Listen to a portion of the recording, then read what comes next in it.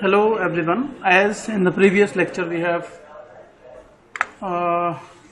discussed basic about the introductory part of the governor. How does it work? What is the basic difference between the governor and the flywheel? Okay, so what are the various methods to varying the load? And we have generally discussed how does a simple centrifugal governor work. Okay, I think these things we have discussed in the previous lecture. यहाँ तक हो गया था ना, मैंने बता दिया था किस तरीके से काम करता है. हेलो, बोलो जरा, यहाँ तक कोई दिक्कत? नो. चलिए अब इसके बाद हम देखते हैं टाइप्स ऑफ गवर्नर्स. ठीक है. So basically we are going to classify the governor.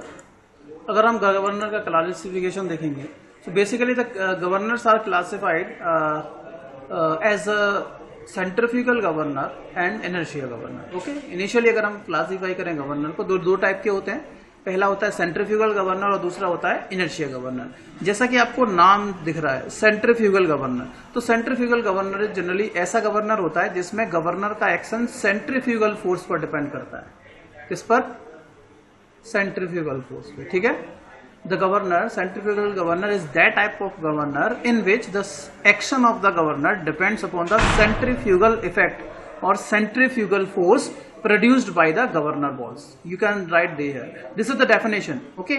So centrifugal governor is that type of governor in which the action of the governor depends only on the centrifugal force or centrifugal effect that is being produced by the governor balls. तो governor balls जो होती हैं वो जो centrifugal effect या centrifugal force produce करती हैं, उस सेंट्रीफ्यूगल इफेक्ट या फोर्स की वजह से ही आपका गवर्नर काम करता है.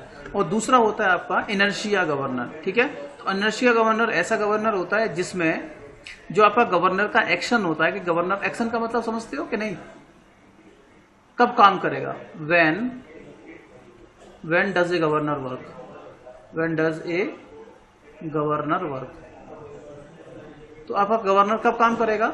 जब due to what? Due to the centrifugal force as well as the rate of change of speed, that is acceleration और डिसेलरेशन.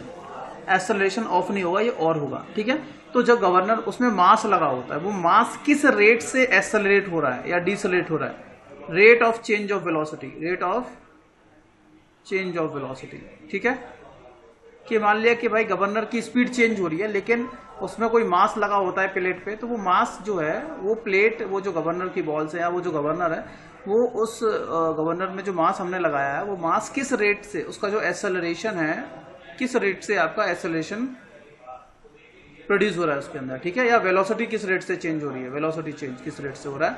सो इसमें क्या होता है, गवर्नर का जो वर्किंग होती है, गवर्नर का जो एक्शन केवल सेंट्रीफ्यूगल फोर्स पे एक्ट करता है, डिपेंड करता है. और जबकि इनर्शिया गवर्नर में आपका जो गवर्नर का एक्शन होता है that will depends upon centrifugal effect और centrifugal force as well as the acceleration और डिसेलरेशन ऑफ द मासेस. ठीक है. जो मास वहां पे लगा हुआ है.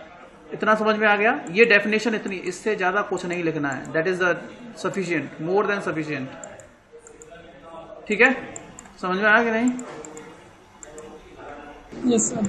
तो आगे इसके बाद गवर्नर को अगेन जो आपका सेंट्रीफ्यूगल गवर्नर है, इनर्शिया गवर्नर में इतना ही बहुत है. पिकरिंग गवर्नर बाकी और थोड़े से हैं. मतलब इनर्शिया गवर्नर में इतना ही लिखना है कि इनर्शिया गवर्नर क्या होता है और किस तरीके से वर्क करता है.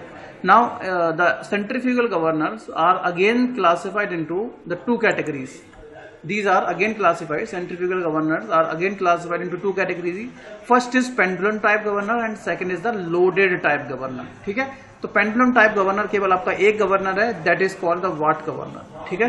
So the first, the pendulum type of governor is the Watt governor and the second type of governor, centrifugal governor, is the loaded type centrifugal governor. Loaded type is again classified or divided into two categories. First is how is it loaded, that is dead weight type, and second is the spring loaded type. Okay. Dead weight type and spring loaded type are the again other classification of the governors.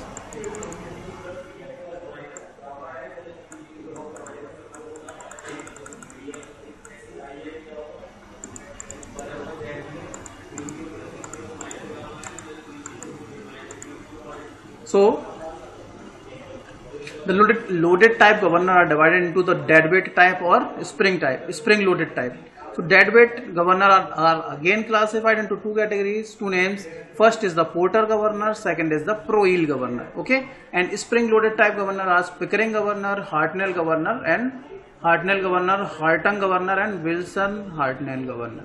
So dead weight type governor are Porter governor and Pro-Eel governor. Porter and Pro-Eel, and spring loaded are Pickering governor, Hartnell governor, Hartung governor, and Wilson Hartnell governor. Hartnell governor we have discussed, we have performed the experiment on it. कर चुके हैं ना experiment हम इस पे, बताओ। Hartnell governor पे experiment किया है। हाँ, अब देखो इसमें डिफरेंस क्या होता है। इसमें केवल जो मैंने डायग्राम आपको सिंपल दिखाया था वो आपका कौन सा था, pendulum type, simple pendulum type governor था, इसके ऊपर जो मैंने बताया था। अगर उस गवर्नर में अब देखो क्या क्या होता है कि ये जो आप लोगों ने देखा होगा कि ये जो चेंजेस हम लोग देख रहे हैं कि कभी ये वाला गवर्नर यूज कर रहे हैं, कभी ये वाला गवर्नर यूज कर रहे हैं, भाई हर एक गवर्नर का अपना अलग अलग सिग्निफिकेंस होता है कि कौन सा गवर्नर कब यूज करना है, और हर एक गवर्नर की कुछ ना कुछ कमियां होंगी। क्यों, ये जो गवर्नर है, मान लिया हमारा वार्ड गवर्नर सबसे अच्छा होता तो ये बाकी गवर्नर क्या काम करते, कुछ नहीं करते। अगर यही गवर्नर सबसे अच्छा है तो इन गवर्नर्स को पढ़ने की जरूरत ही नहीं है। क्यों भाई, Pickering governor, Hartnell governor, Hartung governor, Wilson Hartnell governor, इन गवर्नर्स को पढ़ने का कोई मतलब ही नहीं था अगर हमारा वार्ड गवर्नर ठीक से काम करता। ठीक है, फिर अगर इसकी कुछ ना कुछ डिसएडवांटेजेस थी, उस डिसएडवांटेजेस को कवर करने के लिए हम लोगों ने पोर्टर गवर्नर आया। पोर्टर गवर्नर की कुछ ना कुछ डिसएडवांटेजेस थी, कुछ कमियां थी, उनको रिकवर करने के लिए, उनको ओवरकम करने के लिए प्रोइल गवर्नर आया। प्रोइल गवर्नर की कुछ ना कुछ डिसएडवांटेजेस थी या कुछ ना कुछ कमियां थी, उनको कवर करने के लिए फिर क्या आया, हार्टनेल गवर्नर आया। ठीक है, सो ये इस तरीके से प्रोसेस चलता रहता था, चल क्यों रहा था, क्योंकि कुछ ना कुछ पुराने जो गवर्नर्स हमारे पास थे उनकी कुछ ना कुछ कमियां थी। उन सारी कमियों को दूर करने के लिए हम क्या कर रहे थे, different types of governor design करते लगे। ठीक है, now we will discuss each and every governor in the detail में हम लोगों को पूरा एनालिसिस करनी है वार्ड गवर्नर की, प्रोइल गवर्नर, पोर्टर गवर्नर, और last one is the Hartnell governor. इसके अलावा कोई भी गवर्नर आपको डिटेल में नहीं पढ़ना है। समझ में आ गया किस तरीके से इनका एक्सप्रेशन डिराइव होता है, किस तरीके से काम करते हैं, और इनका डायग्राम कैसे होता है, इसकी एनालिसिस कैसे होती है। ठीक है, क्वेश्चन यहां से कई बार पूछा गया है, which of the following is a gravity governor. बताओ ग्रेविटी टाइप गवर्नर कौन सा होता है, loaded type governor. Pendulum type governor कौन सा होता है, ये क्वेश्चन पूछा गया कई बार, सो मेनी टाइम्स, बहुत बार पूछा गया, एसएससी जेई में भी। समझ में, तो ये जो आपका वार्ड गवर्नर है, इसका एक और नाम है, it is a gravity governor. ये क्वेश्चन पूछा गया है एसएससी जेई में, और एक बार नहीं कई बार पूछा गया है। तो ये आपका ग्रेविटी टाइप गवर्नर है, ग्रेविटी गवर्नर।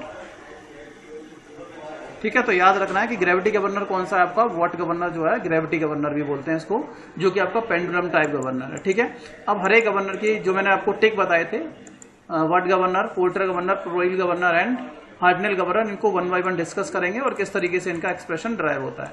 ठीक है, चलिए साइज थोड़ा कम करना पड़ेगा मुझे। Is it visible now? Yes sir. चलिए अब देखो किस तरीके से काम करेगा। तो सबसे पहले जो आपका गवर्नर है वार्ड गवर्नर है, which is the simplest type of governor, conical governor. ठीक है, and it is also called as the gravity governor. तो अब इसमें कुछ अलग अलग टाइप के अरेंजमेंट्स हमारे पास होते हैं। ये आपका सिंपल गवर्नर था, आपको पता है ये आपकी अपर आर्म है, ये आपकी लोअर आर्म्स है, और यहाँ पर आपका स्लीव होता है, ये आपका स्लीव है, ये अपर आर्म्स है, और ये आपकी लोअर आर्म है। कोई दिक्कत यहाँ तक? और ये आपकी बॉल्स हैं। ठीक है, गवर्नर बॉल्स हैं। ओके, चलिए अब एनालिसिस करेंगे अलग अलग बॉल की, कि हम ये मानते हैं कि due to different loads this ball is in the equilibrium condition. Okay, इससे पहले हमें आपको एक बात और याद रखनी चाहिए कि आपका जो गवर्नर होता है वो तीन टाइप का होता है। वार्ड गवर्नर में जो अरेंजमेंट हो सकते हैं ना, अरेंजमेंट हो सकते हैं वार्ड गवर्नर के, वो तीन टाइप के अरेंजमेंट हो सकते हैं। 3 arrangements are there. There are 3 arrangements. First one, पहले अगर हम अरेंजमेंट की बात करेंगे तो पहला आपका होता है ओपन आर्म गवर्नर, दूसरा होता है आपका क्लोज्ड आर्म गवर्नर, और तीसरा होता है आपका क्रॉस्ड आर्म गवर्नर।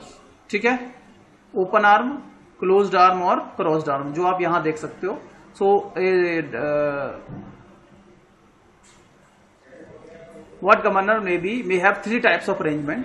तो ये जो डायग्राम है आपका, तो देखो 3 टाइप की जो अरेंजमेंट है वो किस टाइप के हो सकते हैं और कैसे हम उस अरेंजमेंट को बनाते हैं. तो जो अरेंजमेंट की अगर हम बात करेंगे तो on the basis of the arrangement there are 3 different types of what governor. तो पहला जो आप देख रहे हो ये वाला डायग्राम, पहला आपका होता है ओपन आर्म गवर्नर. ठीक है, ओपन आर्म गवर्नर क्या होता है कि अगर आपकी अपर आर्म जो होती है, ये जो अपर आर्म है वो अपर आर्म किसी तीसरी लिंक के थ्रू कनेक्ट होती है. यहां पे आप देख रहे हो ये तीसरी लिंक है, it is the third link. तो अगर आपकी अपर आर्म किसी तीसरी लिंक के थ्रू कनेक्टेड होती है ऊपर की ओर विदाउट क्रॉसिंग द एक्सिस, ये आपकी एक्सिस है, एक्सिस को क्रॉस नहीं करती हैं ये, और बिना क्रॉस के अगर ये आपकी अपर आर्म्स किसी तीसरी हॉरिजॉन्टल आर्म के थ्रू कनेक्ट होती है गवर्नर से, then it is called open arm governor. ठीक है, डेफिनेशन लिखी होगी, समझ में आ रहा है कि नहीं? हेलो, सर है ना? तो उसमें आपको क्लियरली, तो ओपन आर्म गवर्नर एक ऐसा गवर्नर होता है जिसमें कि आपका जो गवर्नर होगा उस गवर्नर की जो अपर आर्म होती है वो किसी तीसरी लिंक के थ्रू कनेक्टेड होती हैं, ना कि डायरेक्टली कनेक्ट होती हैं आपकी एक्सिस के साथ.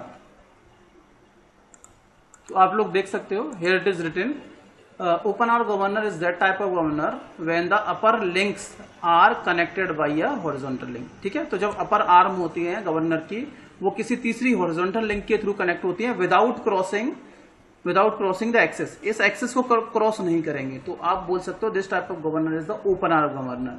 Second type is governor is the closed type. तो क्लोज्ड टाइप गवर्नर में क्या होता है कि जो आपकी अपर आर्म होती है, those upper arm are connected eight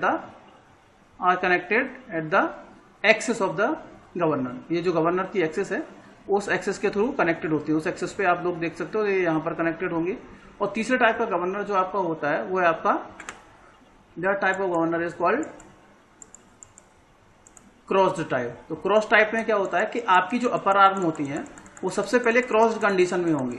okay, the upper arms, the crossed arm governor, this is the third type of governor that you can see here arrangement. So these are the upper arms. These upper arms are making a cross over there and then extends beyond. ठीक है, तो इसमें क्या होगा, ये तीसरे type के governor में जो अपर लिंक होती हैं, these upper links cross the spindle and are connected by a horizontal link. ठीक है, तो when these upper arm are crossing the spindle and then extending beyond and are connected by a horizontal arm, then this type of governor is called crossed arm governor. Okay, crossed arm what governor. ठीक है, बोलो, ये समझ में आ गया? Crossed arm क्या होता है? हेलो, हाँ, तो क्रॉस आर्म में क्या होगा कि ये जो अपर आर्म होती हैं वो अपर आर्म आपकी क्रॉस करती हैं आपके स्पिंडल को, और क्रॉस करने के बाद उसके बियॉन्ड एक्सटेंड होने के बाद एक हॉरिजॉन्टल आर्म से कनेक्ट होती है.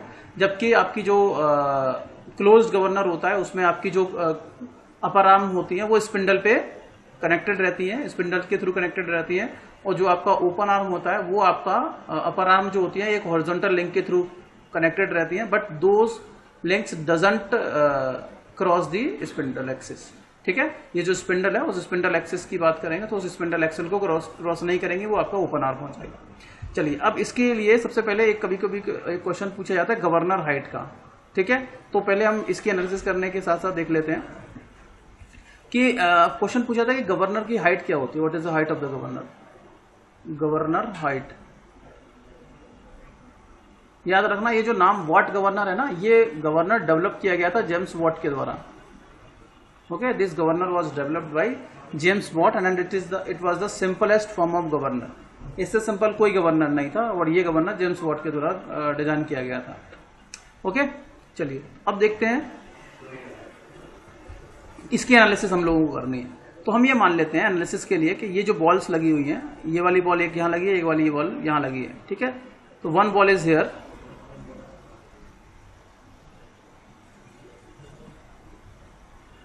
ये आपकी दूसरी गवर्नर बॉल है। तो किसी एक साइड की एनालिसिस हम लोग कर लेंगे, इस तरफ की एनालिसिस कर लेंगे, या तो इसकी एनालिसिस कर लो या इसकी एनालिसिस कर लो। As we know that each ball will be in the equilibrium condition under different types of floor. तो अगर हम बात करेंगे इस बॉल की लेफ्ट हैंड साइड की एनालिसिस कर लेते हैं। तो इस वाली बॉल में आप देखोगे यहाँ पर ये बॉल का मास हमने मान लिया m, और ये बॉल की जो डिस्टेंस है स्पिंडल एक्सिस से वो कितनी है r। तो एक तरीके से ये रेडियस पे, इस वाली रेडियस पे रोटेट कर रही होगी चारों ओर, होगी कि नहीं? ये इस एक्सिस पे घूम रही होगी ना, इस वाले प्लेन पे घूम रही होगी आपकी ये जो बॉल है।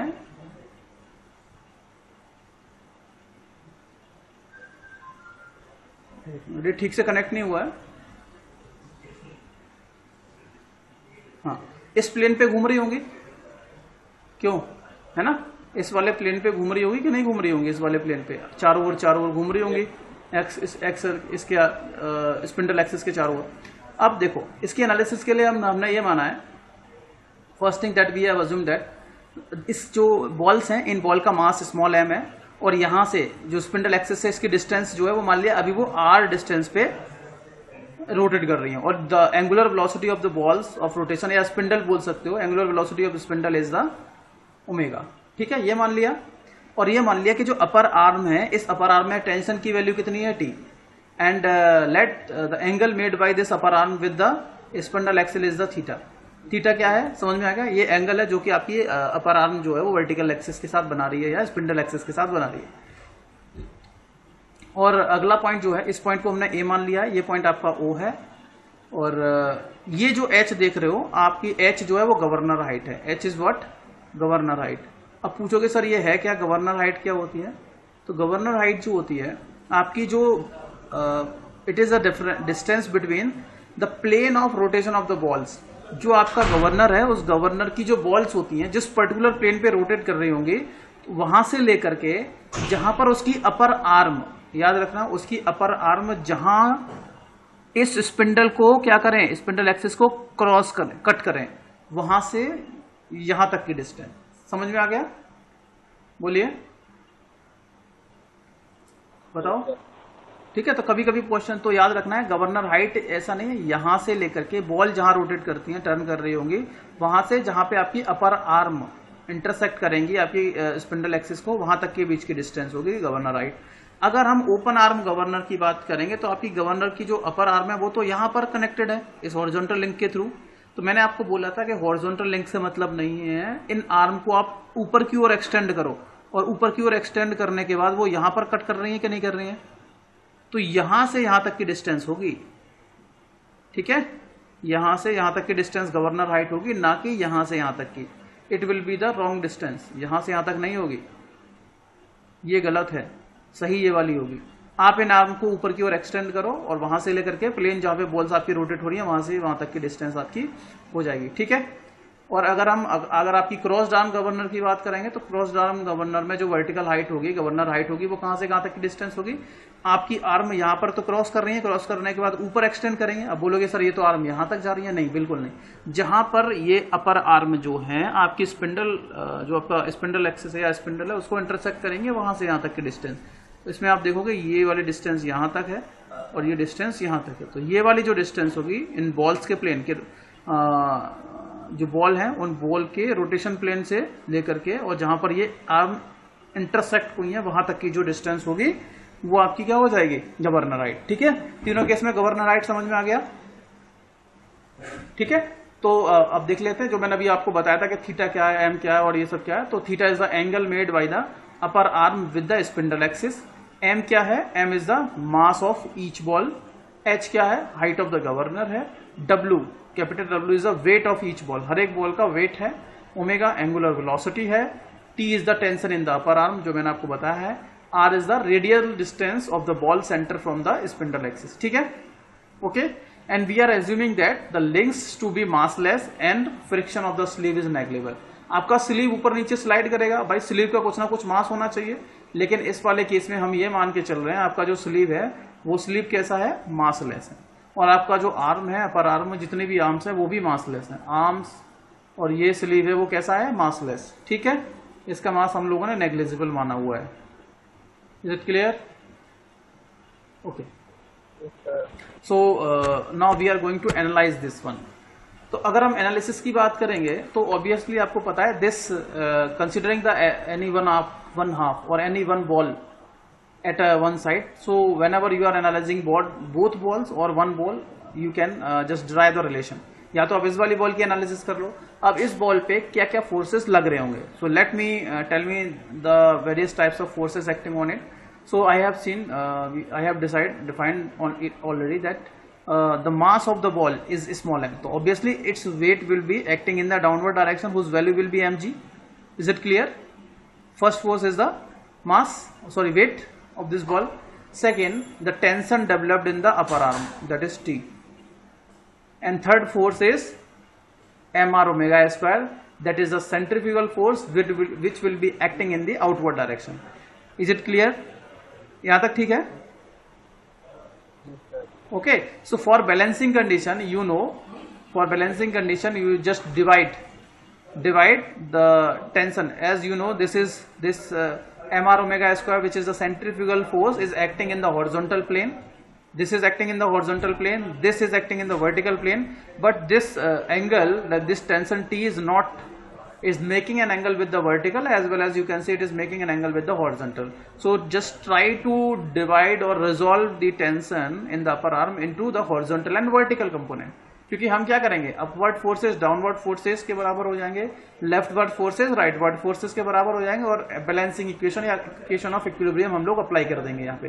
ठीक है, चलिए. तो अगर हम टेंशन की बात करेंगे तो this tension is being resolve into two parts. First part will be along this side which horizontal component which will be the T sine theta, as you have already discussed. जहां से ये angle बनता, देखो अगर आप इसको देखेंगे तो ये टेंशन टी है, अगर ये एंगल थीटा है तो ये वाला एंगल भी थीटा होगा.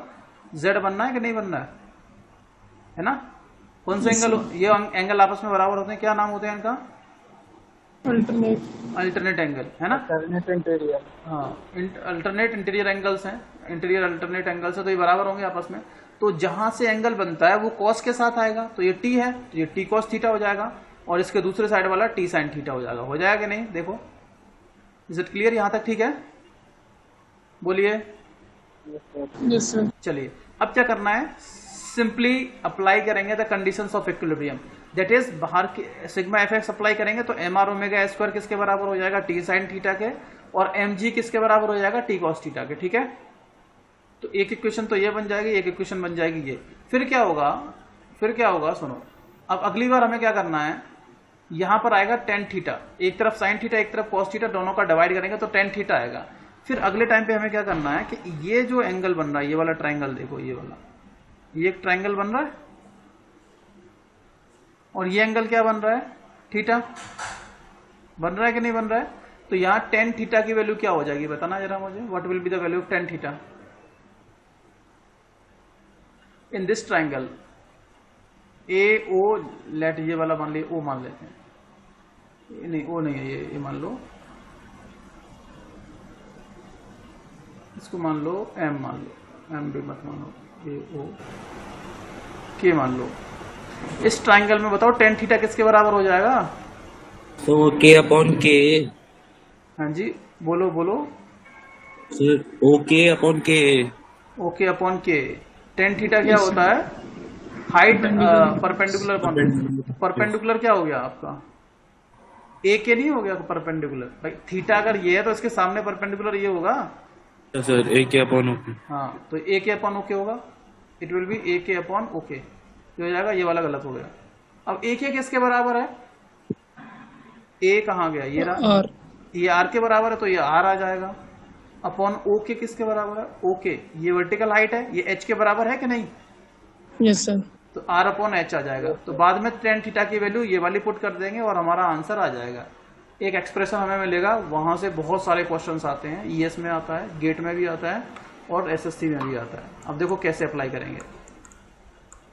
सो considering the equilibrium of left part of the governor, so there are two methods of find the relation between the h and omega. हमें एच के बीच में और ओमेगा के बीच में, स्पीड के बीच में और हाइट के बीच में एक रिलेशन फाइंड आउट करना है.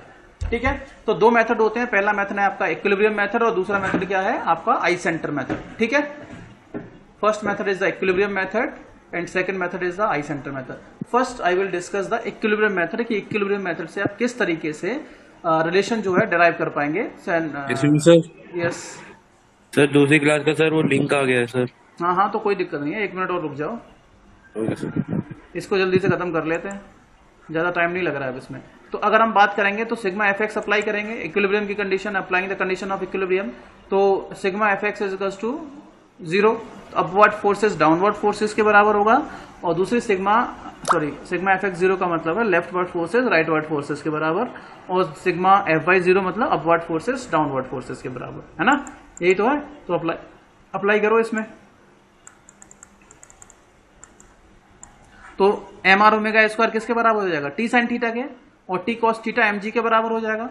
ये वाला फोर्स Yes, इसके बराबर, ये इसके बराबर, तो बस वही वैल्यू पुट कर देनी है। देखो मैंने बस वही पुट किया हुआ है, T cos theta m g के बराबर हो जाएगा, अपवर्ड कंपोनेंट था वो एम जी के बराबर हो गया, और हॉरिजॉन्टल कंपोनेंट जो था वो टी साइन थीटा वो एम आर ओमेगा स्क्वायर के बराबर। एक इक्वेशन ये हो गई, एक इक्वेशन ये हो गई। अब मैंने बोला इस वाली इक्वेशन में इस वाली इक्वेशन से डिवाइड कर दो, तो ये हो जाएगा T sine theta equals to m r omega square upon T cos theta equals to m g. ठीक है, इस टी से ये टी कट गया, इस एम से ये एम कट गया, तो ten theta equals to R omega square upon g हो गया। और मैंने आपको बताया था कि टेन थीटा किसके बराबर होगा, आर अपॉन जी के बराबर हो जाएगा, आर अपॉन एच के बराबर, अभी भी बताया था कैसे आया। Yes, sir. ठीक Yes, है, sir. दोनों को डिवाइड करेंगे, इसकी वैल्यू टेन थीटा की value r upon h put करेंगे, तो हम लोगों को एक रिलेशन मिलेगा।